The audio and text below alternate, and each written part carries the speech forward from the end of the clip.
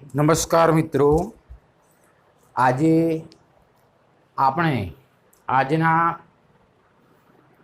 Unit 1 read 1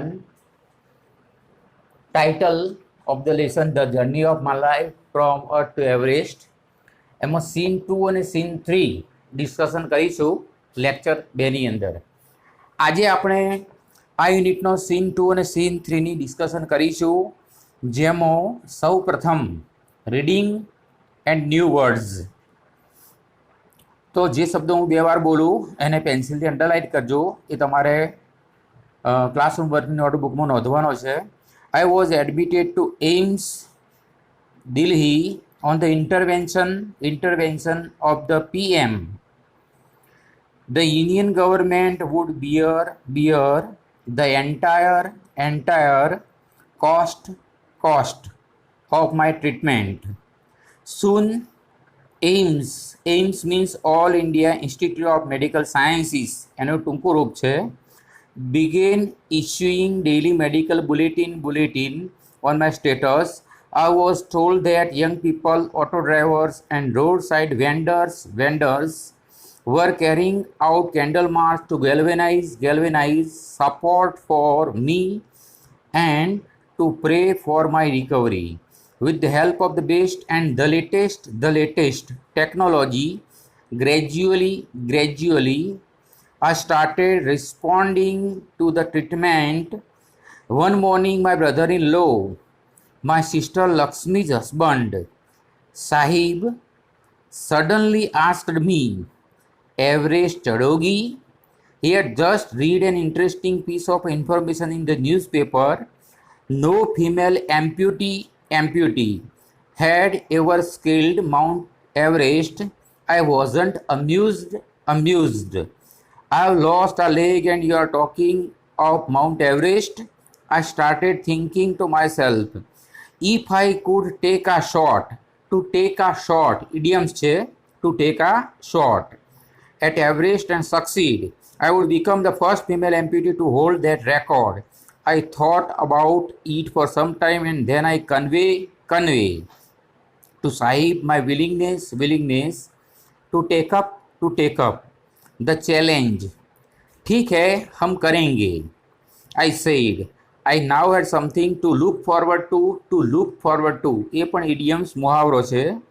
A mission, a goal, reason to dream. It was not going to be easy, but throughout my life nothing had come easy. I felt like I was born again. Then I started waiting for my artificial limb to arrive. When it finally arrived, I was overjoyed. The artificial leg felt almost like my real leg. I could hardly feel the difference. I had started falling in love with this stranger whom I was wedded for life. To be wedded for life. I had set my eyes on, to set eyes on a mountain, and I needed to prepare myself with the help of this stranger. Scene 3. On 28th February 2012, almost a year later, I was pushed out of the train. I set out for the training institute set up by Bachendri Pal near Uttarkashi. I call up Bachendri Pal to tell her that we had reached Uttarkashi. She was surprised at how quickly I had reached. After this, my confidence skyrocketed. Bachendri Pal always pump fresh confidence in me. Arunima, you are far better than others. These people seem to be suffering from a handicap, not you. I am proud of you, but before Everest expedition, you will have to prove yourself. If you climb 21,798 high Chamsar Kangdi mountain in Ladakh, you will be on your way to Everest. I successfully completed the expedition. Till that time, we reached the base camp situated at 18,000 feet 16 of the 19 members of the team had retired. Bachendri Pal greeted me at the base camp. Mary Sherni, she said, and took me in her warm embrace. In the evening, Bachendri Pal announced that I was finally ready for Everest. She also assured me that she would talk to the official at Tata Steel for sponsoring my Everest dream. ચલો હવે આપણે discussion કરીશું. હવે scene 2 અને scene 3નું discussion. I was admitted to AIIMS. Admitted દાખલ કરવું.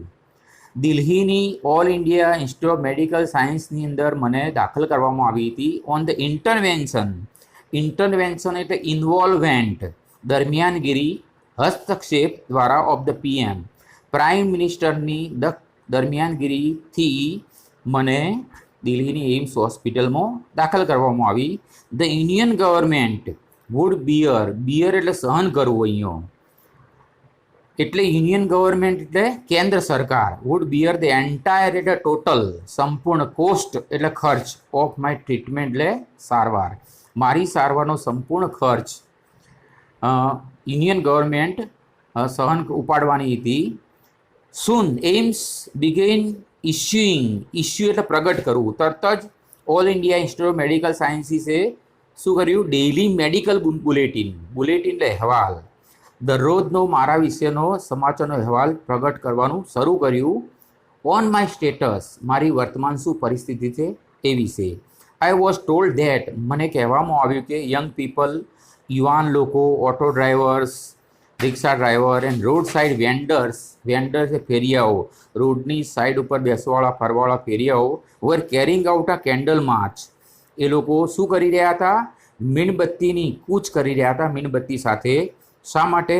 Two galvanise એટલે પ્રોત્સાહન આપવું, ટુ ગેલ્વેનાઇઝ એટલે સમર્થન આપવું. સપોર્ટ ફોર મી, મને સપોર્ટ ગેલ્વેનાઇઝ કરવા માટે કેન્ડલ માર્ચ તેઓ કરી રહ્યા હતા. And two pre for my recovery, હું જલ્દીથી સાજી થાઉં એના માટે આ લોકો પ્રાર્થના કરી રહ્યા હતા. With the help of the best and the latest એટલે અતિ આધુનિક, મોડર્ન ટેકનોલોજી, આધુનિક ટેકનોલોજી અને સૌથી બેસ્ટ ટેકનોલોજી વડે ગ્રેજ્યુઅલી એટલે સ્લોલી, ધીમે ધીમે I started responding to the treatment, મારી સારવારને હું રિસ્પોન્ડ કરવા લાગી, લઈને પ્રતિક્રિયા આપવા લાગી. One morning my brother in law, એકવાર મારા બ્રધર ઇન લો એટલે કે મારા જીજાજી, માય સિસ્ટર લક્ષ્મીજ હસબન્ડ, મારી બેન લક્ષ્મીના પતિ, જે અરુણિમાના બ્રધર ઇન લો કહેવાય, જેમનું નામ છે સાહિબ. એક સવારે મારા બ્રધર ઇન લો, જેમનું નામ છે સાહિબ, સડનલી આસ્ક મી, અચાનક મને પૂછ્યું, એવરેસ્ટ ચઢોગી, તું એવરેસ્ટ શિખર સર કરીશ? તો આવું કેમ કહ્યું? તો પાછળ લખ્યું છે, હી એટલે સાહિબ had just read an interesting piece of information in the newspaper. તેમણે હમણાં જ ન્યૂઝપેપરની અંદર એક રસપ્રદ માહિતી વાંચી હતી. કઈ માહિતી હતી? તો પાછળ લખ્યું છે, no female amputee had ever scaled Mount Everest. કોઈ પણ એમ્પ્યુટી એટલે કે આ person whose limbs has been removed, તો વ્યક્તિ કે કોઈનું એક અવયવ, ખાસ કરીને અહીંયા પગ કાપી નાખવામાં આવ્યો હોય, જેને એમ્પ્યુટી એટલે અપંગ કહેવાય. કોઈ પણ અપંગ સ્ત્રીએ આ સુધી એવરેસ્ટ સ્કેલ એટલે કે ક્લાઇમ્બ સર કર્યું નથી. એ માહિતી સાહિબે ન્યૂઝપેપરમાં વાંચી હતી અને એના આધારે એવરેસ્ટ ચઢોગી. તો પ્રતિક્રિયા શું હતી? આઈ વોઝન્ટ અમ્યુઝ એટલે હેપી. તો માય બ્રધર ઇન લો, મારા બ્રધર ઇન લોની આ વાતથી હું હેપી, આનંદિત થઈ નહીં. કેમ આનંદિત ન થઈ? તો પાછળ કારણ આપ્યું છે, કેમ કે I have lost a leg, એક તો મેં મારો પગ હમણાં કપાવ્યો છે. And you are talking of Mount Everest. સાહેબને કહ્યું કે તમે મને માઉન્ટ એવરેસ્ટ સર કરવાની વાત કરી રહ્યા છો. I started talking to myself, મારી જાતને વિચાર કર્યો. ઇન્દ્રિય શું વિચાર કર્યો? If I could take a shot. તો ટુ ટેક આ શોટ એટલે શું? એનો મતલબ થાય ટુ ટેક આ શોટ એટલે make an attempt to do something, કંઈક કરવાનો પ્રયત્ન કરો. If I could take a shot at Everest, જો એવરેસ્ટ શિખર સર કરવાનો પ્રયત્ન કરીશ એન્ડ સક્સીડ, અને જો સફળ થઈશ તો I would become the first female amputee, હું એવી સૌ પ્રથમ અપંગ સ્ત્રી નારી થઈશ એવરેસ્ટ શિખર સર કરનારી, ટુ હોલ્ડ ધેટ રેકોર્ડ, અને તે રેકોર્ડ મારા નામે નોંધાશે. I thought about it for some time, એ વિશે મેં થોડી વાર વિચાર કર્યો. એન્ડ ધેન આઈ કન્વે એટલે જણાવવું, ટુ સાહિબ માય વિલિંગનેસ એટલે ઈચ્છા. ત્યારબાદ મેં સાહિબને મારી ઈચ્છા જણાવી. શું હતી ઈચ્છા? ટુ ટેકઅપ એટલે એક્સેપ્ટ સ્વીકારવું, ધ ચેલેન્જ, તે પડકારને સ્વીકારવાની ઈચ્છા મેં સાહિબને કન્વે કરી. ઠીક હે હમ કરેંગે. ત્યારબાદ વિચાર કરીને અહીંયા અરુણિમાએ એમના સાહેબને કહ્યું, બ્રધર ઇન લોને કહ્યું, ઠીક હે હમ કરેંગે. I said I now had something to look forward. મારે હવે ટુ લુક ફોરવર્ડ ટુ એટલે ટુ વેઇટ ઇગરલી ફોર, ની આતુરતાપૂર્વક રાહ જોવી. મારે હવેની પ્રતીક્ષા કરવાની રહી હતી. આ મિશન એટલે જીવનનું લક્ષ્ય, ગોલ, આ ગોલ એટલે ધ્યેય, આ રીઝન ટુ ડ્રીમ, મારા માટે હવે તે સ્વપ્ન જોવાનું કારણ હતું.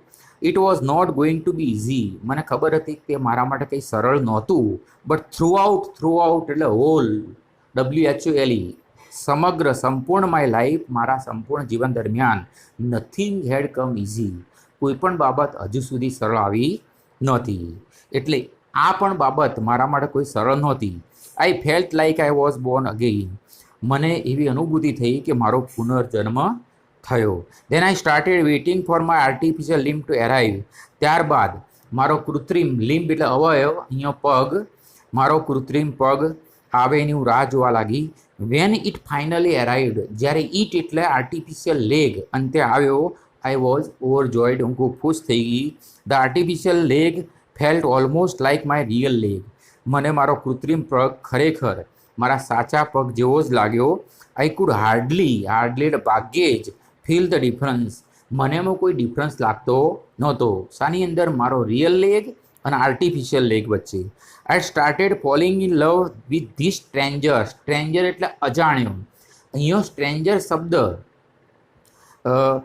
અરુણિમાએ કોના માટે ઉપયોગ કર્યો છે? આર્ટિફિશિયલ લેગ માટે. તો કહે છે I started falling in love with the stranger, આ મારા માટે સ્ટ્રેન્જર આર્ટિફિશિયલ લેગ આવ્યો હતો, તેની સાથે મને ધીમે ધીમે પ્રેમ થવા લાગ્યો. હુમ એટલે જે પગની સાથે I was wedded for, to be wedded for એટલે ક્લોઝલી અટેચ, ની સાથે એકદમ ગહનતાપૂર્વક જોડાણ થવું. હવે મારી આખી જિંદગી દરમિયાન આ પગનું મારી સાથે અટેચમેન્ટ થયું હતું, વેડિંગ થયું હતું. I'd set my eyes on, to set eyes on એટલે એમ એટ અ ટાર્ગેટ, લક્ષ્ય નિર્ધારિત કરવું. I'd set my eyes on a mountain, હવે મારું મુખ્ય ટાર્ગેટ, મારું ગોલ શું હતું? મારી આંખ ક્યાં હતી? પર્વત ઉપર, પર્વતનું શિખર સર કરવું. And needed to prepare my self with the help of the stranger. અને હવે આ સ્ટ્રેન્જર એટલે કે આર્ટિફિશિયલ લેગ હતો, કૃત્રિમ પગ, એની મદદ વડે મારે તે માઉન્ટેન સર કરવાની તૈયારી કરવાની હતી. સીન 3 ઓન 28 ફેબ્રુઆરી 2012, 2012ની 28મી ફેબ્રુઆરીએ, almost a year letter I was pushed out of the train, મને ટ્રેનમાં બહાર ફેંકી દેવામાં આવી હતી. તેના લગભગ 1 વર્ષ પછી 28મી ફેબ્રુઆરી 2012ના રોજ આઈ સેટ આઉટ એટલે સ્ટાર્ટેડ આ journey for the training institute, મેં તાલીમી ઇન્સ્ટિટ્યૂટની મુસાફરી શરૂ કરી.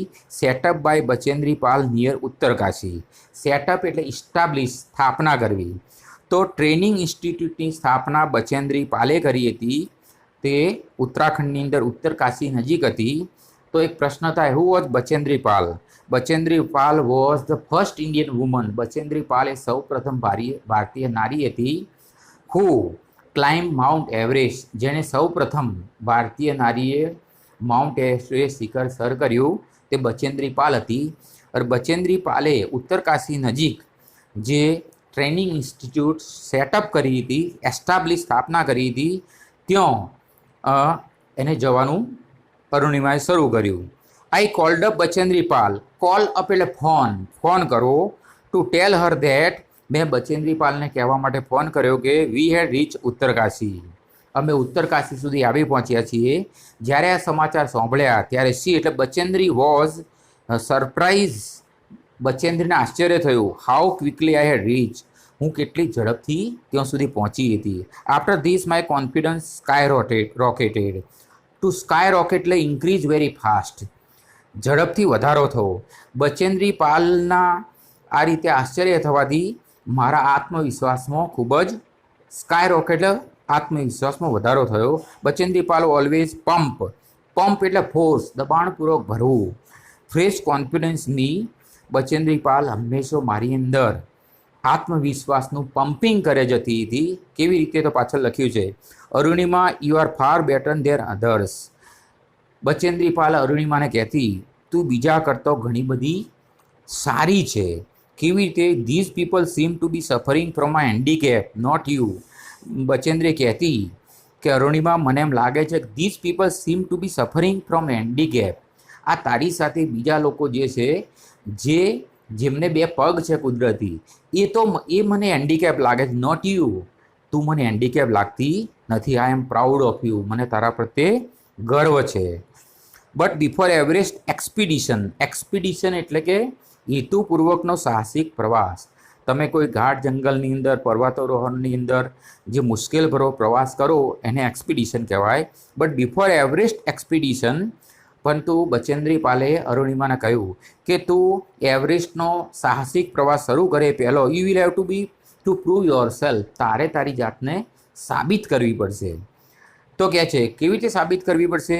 If you climb 21,798 feet high Chamser Kangri mountain in Ladakh ક્ષેત્રમાં આવેલું ચામસર કાંગડી પર્વતને જેની ઊંચાઈ છે 21,798 ફૂટ, એ તું જો ચડી જાય તો you will be on your way to Everest. તો તું તારા એવરેસ્ટના નિર્ધારિત માર્ગ ઉપર તું પહોંચી શકીશ. અને આ રીતે તારે પોતાની જાતને પ્રૂવ કરવાની છે. I successfully completed their expedition. Arunima કહે છે ત્યારબાદ મેં સાહસિક પ્રવાસ હતો ચામસર કાંગડી માઉન્ટેન સર કરવાનો, એ મેં સફળતાપૂર્વક કમ્પ્લીટ કર્યો. By the time till that time, તે સમય સુધી we reach the base camp, અમે અમારા બેઝ કેમ્પ એટલે કે પડાવ સુધી પહોંચ્યા હતા. Situated at 18,000 feet. એ બેઝ કેમ્પ 18,000 ફૂટની ઊંચાઈ ઉપર આવેલો હતો. તો બેઝ કેમ્પ સુધી અમે પહોંચ્યા. ત્યાં શું થયું? 16 of 19 members of the team. Arunima કહે છે કે અમારી ટીમની અંદર જે 19 સભ્યો હતા એમાંથી 16 સભ્યો હેડ રિટાયર્ડ. 18,000 ફૂટ સુધી પહોંચતો બેઝ કેમ્પ સુધી પહોંચતો ત્યાંથી રિટાયર્ડ થઈ ગયા, આગળ પહોંચી શક્યા નહીં. Bachendri Pal greeted me at the base camp. હું બેઝ કેમ્પ પર પહોંચી ત્યારે બચેન્દ્રી પાલે મારું ગ્રીટ એટલે અભિવાદન કર્યું. કેવી રીતે અભિવાદન કર્યું? તો બચેન્દ્રીએ કહ્યું મારી શેરની. C said. બચેન્દ્રીએ કહ્યું and took me an warm embrace. Embrace એટલે ઉમળકા ભેર ભેટવું, હગ કરવું. મને બચેન્દ્રી પાલ આવી અને એમ્બ્રેસ કર્યું એટલે મને ભેટી પડી. ઇન ધ ઇવનિંગ બચેન્દ્રી પાલે અનાઉન્સ ધેટ. સાંજે બચેન્દ્રી પાલે જાહેરાત કરી કે I was finally ready for Everest. જાહેરાત કરી કે હું એવરેસ્ટ શિખર સર કરવા માટે અંતે તૈયાર હતી. She also assured me that. બચેન્દ્રીએ મને એટલે કે અરુણિમાને ખાતરી આપી કે she would talk to the officials at Tata Steel. તેઓ ટાટા સ્ટીલ કંપનીના અધિકારીઓને વાત કરશે. શાના માટે? ફોર સ્પોન્સરિંગ એટલે ઇકોનોમિકલ હેલ્પ, આર્થિક મદદ કરવી. For my Everest dream. મારે એવરેસ્ટનું જે શિખર સર કરવાનું સ્વપ્ન હતું તે પૂર્ણ કરવા માટે મને આર્થિક મદદની જરૂર હતી. તે ટાટા સ્ટીલ કંપનીના ઓફિશિયલ કરે એ માટે બચેન્દ્રી મારા વતી વાત કરશે એવી મને ખાતરી આપી. અહીંયા આપણે સીન 2 અને સીન 3 પૂર્ણ કરીએ છીએ. હવે એક્સ્ટ્રેક્ટ ઉપરના ફકરા ઉપરના ટૂંકા પ્રશ્નો લખીશું. બરાબર? તો હવે ટૂંકા પ્રશ્નો લખી નાખો. હવે આટલા પ્રશ્નોના જવાબ તમે તમારી ક્લાસરૂમ વર્ક કાર્યની નોટબુકમાં લખી નાખજો. 11 પ્રશ્નો છે. સીન 2 અને સીન 3 વાંચવાનો, રીડિંગ કરવાનું, એને સમજવાનું ટેક્સ્ટ, અને પછી ટૂંકા પ્રશ્નના જવાબ લખવાના. હવે પછી ત્રીજા લેક્ચરમાં આ પાઠનો સીન 4 અને બાકીને આપણે ડિસ્કશન કરીશું.